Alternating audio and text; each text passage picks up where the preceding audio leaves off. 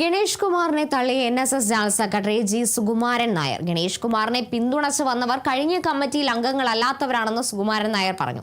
ജനാധിപത്യ രീതിയിലല്ല പുറത്താക്കിയതെങ്കിൽ ഗണേഷ് കുമാർ കേസ് കൊടുക്കട്ടെ. NSSൽ ജനാധിപത്യമില്ലെന്ന് ആരെങ്കിലും പറയുമോ? NSS ജനറൽ സെക്രട്ടറിയെ ഗണേഷ് തള്ളി പറയാത്തത് ഒരു വേലയാണ്. ആരെങ്കിലും തള്ളി പറഞ്ഞാൽ പിന്നെ അവന്റെ അഡ്രസ് ഉണ്ടാവില്ലെന്നും സുകുമാരൻ നായർ പറഞ്ഞു. നിങ്ങൾക്ക് ഇത് വർഷങ്ങളായിട്ട് ഇരിക്കുന്ന വേറെ കിട്ടാതിരിക്കുന്ന ആളുകൾ കൊടുക്കണ്ടേ? അതൊക്കെ ഓരോ താലൂക്കിലെ പ്രവർത്തനം അനുസരിച്ചാണ് മാറുന്നത്. ചിലപ്പോൾ 2 പേര് മാറ്റി, ചിലപ്പോൾ 3 പേരെ മാറ്റി. ഇത്തവണ ഒരാളേ ഉള്ളൂ, ബാക്കി 8 പേരും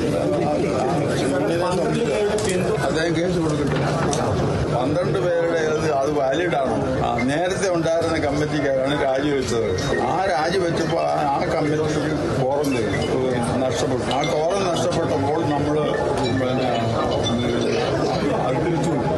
ഇങ്ങയുടെ കൂടെ പിന്നീട് വന്ന ആരാന്ന് എനിക്കറിഞ്ഞൂടാ. പിന്നെ തന്നെ യഥാർത്ഥ കമ്മിറ്റിയിലുണ്ടായിരുന്ന ആളാണ് കോറം നഷ്ടപ്പെടത്തക്ക രീതിയിൽ രാജിവിടുന്നത്.